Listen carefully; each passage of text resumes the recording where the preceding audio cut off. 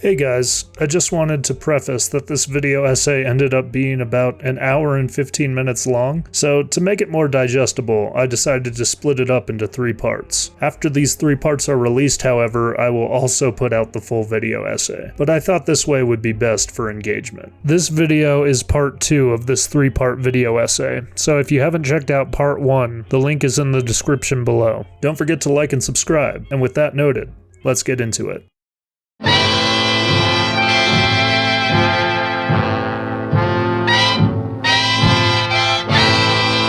Our first look at Sophia Lamb is a callback to the player's interactions with Andrew Ryan in BioShock 1, where we are given a prompt to kill and unable to resist. This time, instead of being ordered to kill the antagonist, we are told to kill ourselves. This is a response to our ownership over our little girl Eleanor, and is meant to set up the premise that individual ownership and liberty over family structures is sacrificed for the sake of the cause. Brilliantly, it also paints the hypocrisy and true motives of Sophia as well, giving us one of the most concise but fitting introductions to a villain. This is meant to set up a philosophical premise of collectivism, but also foreshadows Lamb's character development. The first time we hear from Lamb, apart from this cutscene, is a propaganda piece that she's spouting off into the halls of Rapture itself. This is Dr. Sophia Lamb with a message for the people. Remember, you are not alone. Think of me not as leader, but as mother to the Rapture family. From the very beginning, she is painting a picture of herself as part of the collective and not an authoritative dictator. From the start, we are shown how she influenced the change in ideology from Ryan's Rapture to the current one. The Orwellian nature of Lamb's ideology is laid on thick with the motif of "Big Sister is watching you," a callback to George Orwell's 1984, being used as a catchphrase to showcase the complete structural control of Rapture shifting to be under the thumb of this cult. Remember, Big Sister is always watching. To steal Adam is to steal from the Rapture family. Your family.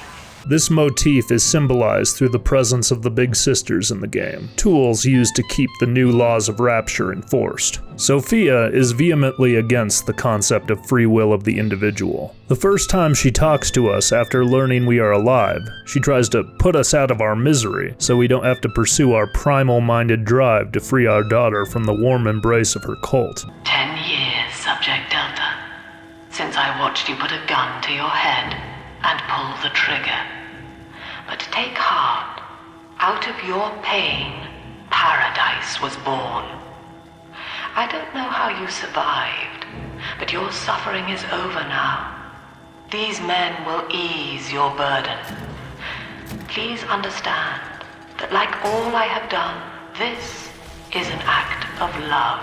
At this point, we as an audience are truly curious if she actually believes her own ideologies, as it seems obvious she is just using it for her own selfish free will, in a pretty self-aware and consistent way. Furthermore, she wants to keep any disruptors like Delta out of Rapture, showing that the collective is not her truest concern. I know of your bond with Eleanor, Delta. To save yourself, you will come for her. But Eleanor has a destiny, one you cannot share. There is no place for you in paradise. A bit further into the game, Lamb's voice memos show us her justification for her need to control. In ethical psychiatry, we must account for the role of evolution. Depression, fits of panic, sexual pathos, all responses to ancient selection pressure. The irony is that this theory is why Ryan's people invited me here. They mistake my study of natural law for the worship of competition. Remember, Eleanor, one must know the beast before it can be slain. In this articulation, she is arguing that Ryan's ideology is a corruption of natural law, and in order for humanity to evolve, it must move past the competitive ideas implanted in them from society. Lamb's dualistic nature is further elaborated on in her goals for Eleanor, feeling both individual pride and striving to evolve humanity. Eleanor is progressing brilliantly. My physical participation in her birth was minimized, of course. It is vital that I am unhindered by nature's crude bias. I will be, above all, her intellectual progenitor, loyal not to her, but to the people she will ultimately save. But I admit, it is with some measure of pride that I review her marks in standard intelligence tests. As an agent of our beliefs, she may surpass even me. Sophia describes New Rapture as a body of which she is the voice. So, you would drain the people of their life's blood. Rapture is a body, Delta. I am the voice, and Big Sister is the hand. When Rapture speaks of you, it says only this: sleep now. Your day is done. This is where the religious cult aspect of the game really takes off. Obviously, this metaphor is referential to the New Testament body of Christ. Sophia's name harkens back to the Lamb who takes away the sins of the world, aka Jesus Christ. She is the new savior born out of an old world that was ruled by a very objective Godhead. Even the name Rapture is a reference to the biblical doctrine of true followers being taken out of a corrupt world before it is judged. The religious metaphor has always been very heavy-handed in these games, and BioShock 2 is no exception. Being shown as the religious figurehead, we are finally introduced to some of her disciples. We can get a better look at human nature through these followers now that we know more or less where Lamb stands. He's gone. James was the only man I ever loved, and now it's like he never even came to Rapture. He heard me sing at the Limbo Room, came up all bashful. He liked hearing songs about what it's really like to live in this town. I think he's been trying to organize folks against Ryan. And now he's gone. And I'm here, singing Rise, Rapture, Rise. Scared to death they're gonna come for me.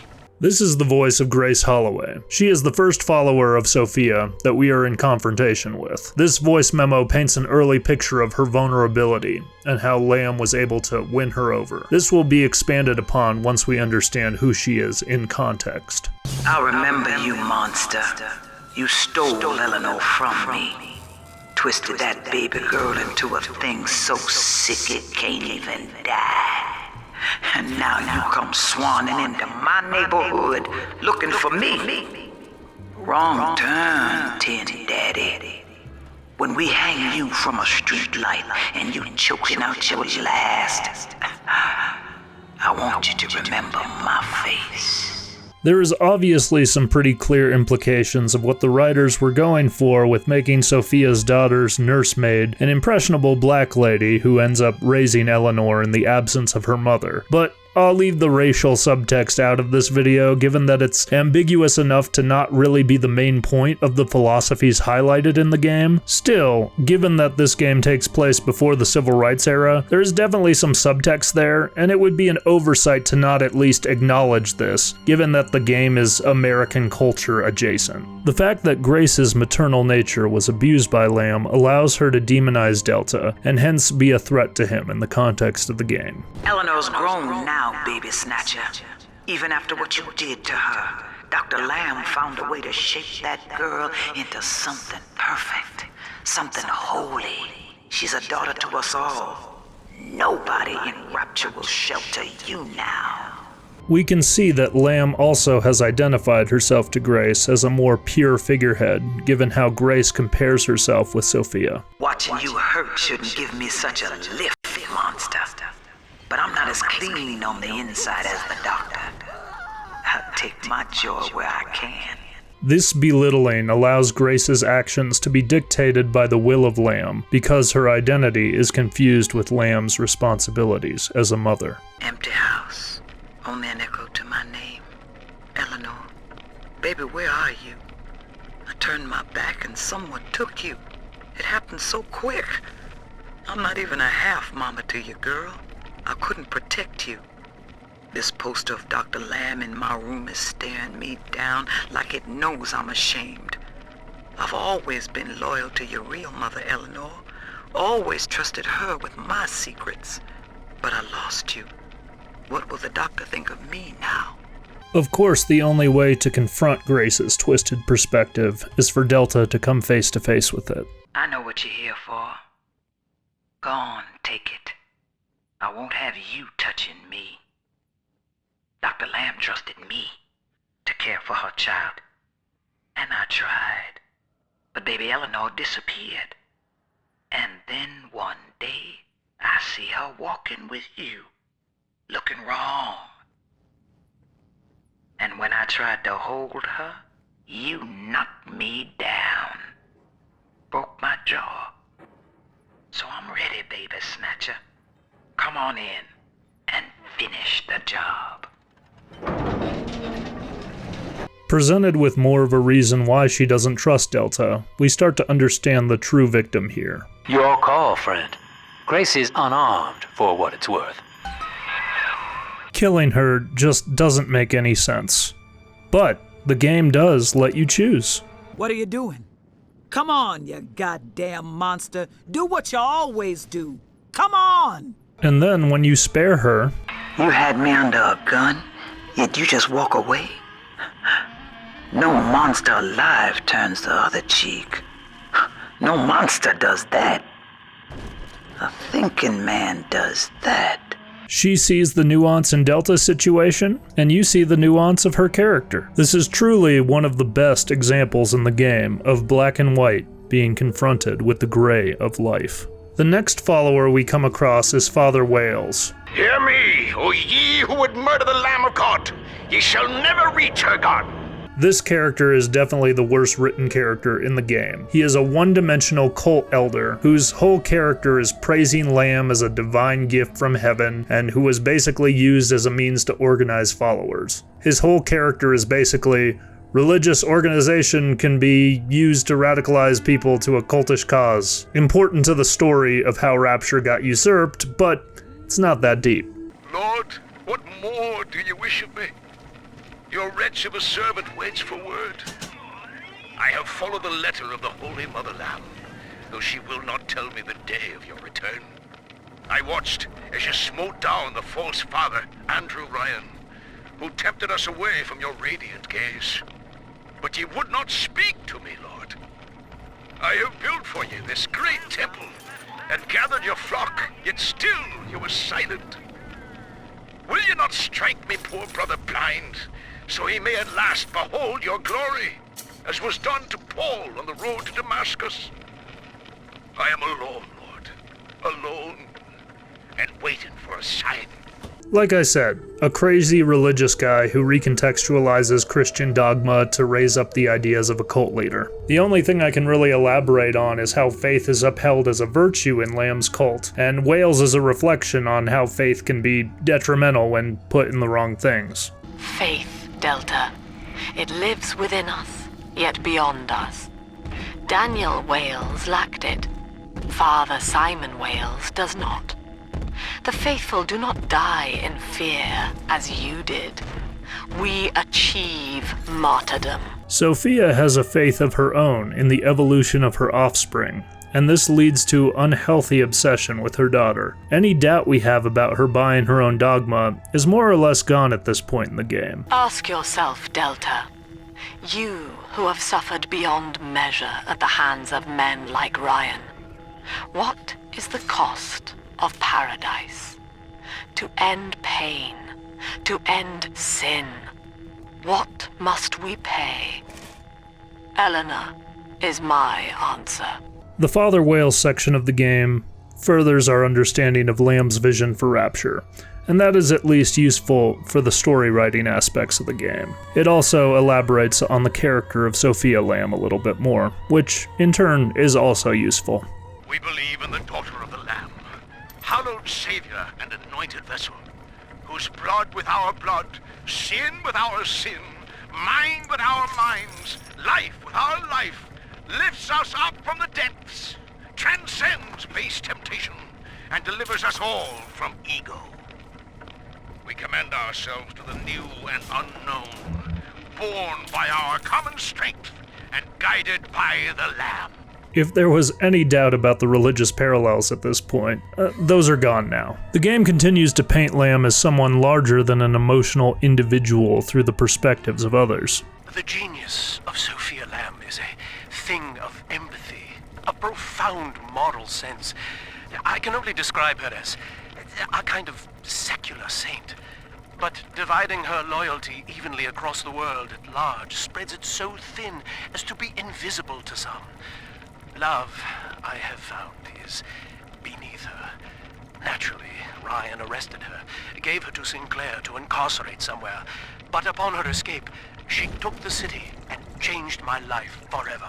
I think it's quite intelligent of the writers to juxtapose Lamb's view of herself with these memos and encounters we have with her followers. Lamb tells us who she is through the entire game, a determinist set on the idea that nature always wins, and that the only way to evolve is to change human nature. Awareness of self is no miracle, Eleanor.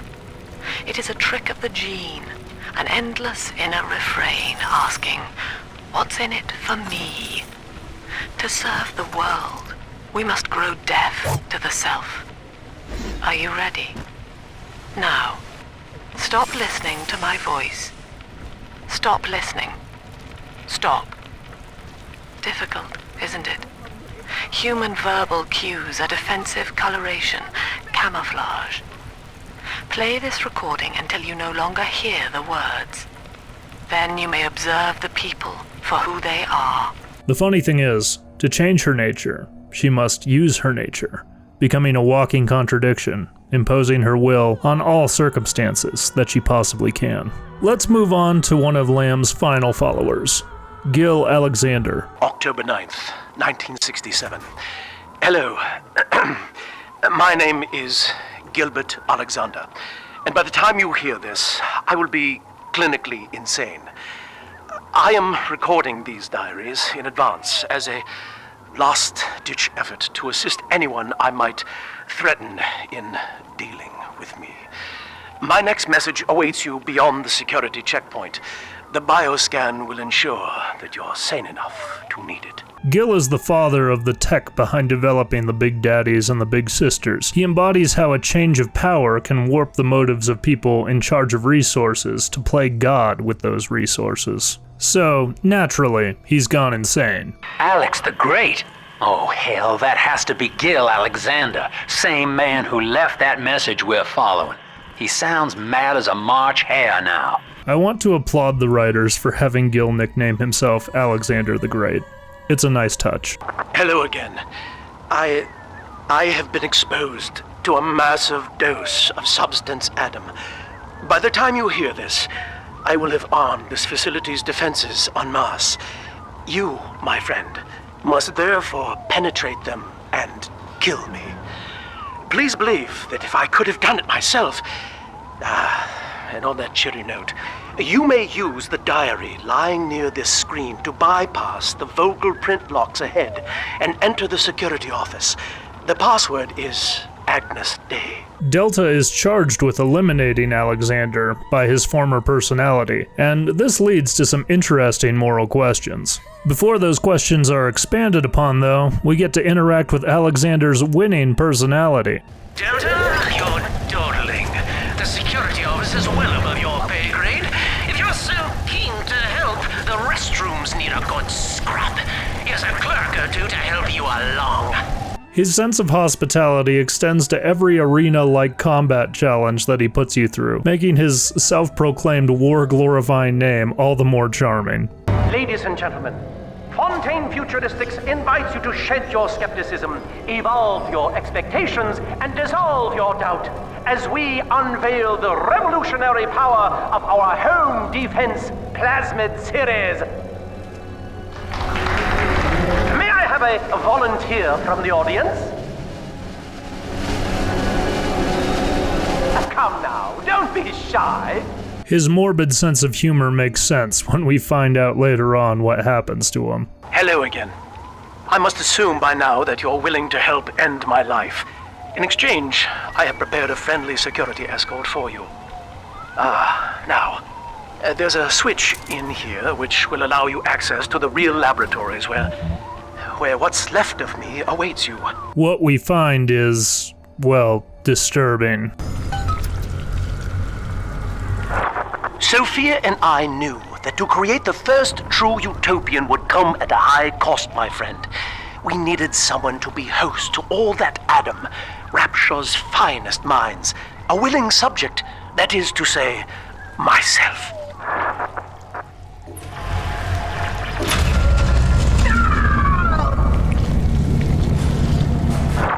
Whatever you may have seen inside the tank, that was indeed me. I fear the fate of Eleanor Lamb will be less physical, but no less grotesque. This tank for deep-sea life is the ideal way to dispose of me. But first, you must retrieve enough Adam-infused plant life to lure me out. The slugs feed on the stuff, and it's all I seem to want now. I have left a sample here, so you know what to look for. We finally see the results of Sophia's twisted need to control evolution through Adam, a true exposure of the ends that supposedly justify her means. Poor Gilbert. It was his will to die, Delta. To serve the majority by protecting them from his lunacy. Your entire journey here is based on your refusal to do the same. Will you grant his request, knowing that he served the family? It's at this point we see the height of Lamb's delusion, and where her philosophy ultimately leads. Delta is given yet another choice at this point: fulfill old Alexander's wishes, or leave what's left of him in the state he is currently in. It is done. The sample disposal button on the panel in front of you will administer a massive jolt of electricity to the tank. More than enough to kill me. Whatever I may say to dissuade you, do not listen. The man whose voice you hear now is long gone. As my mind fades, I find my thoughts turn to the suffering that Eleanor will be made to endure, and I am overcome with pity. But I can only offer my feeble prayers. Perhaps after my death, you can do more. Now, please, I ask you to grant me peace. Goodbye, my friend, and thank you. You don't have to kill me, Delta. I'm sorry. Please. I will go outside. I will live outside. Yet again, a great example of nuance in the choices Delta has to make, and as an extension, us as the player. I chose to fulfill the wishes of a more sane and human version of Gil, but does that make the disposing of him any more morally correct? Being left to ponder Delta's moral choices, let's focus more on his perspective in Part 3.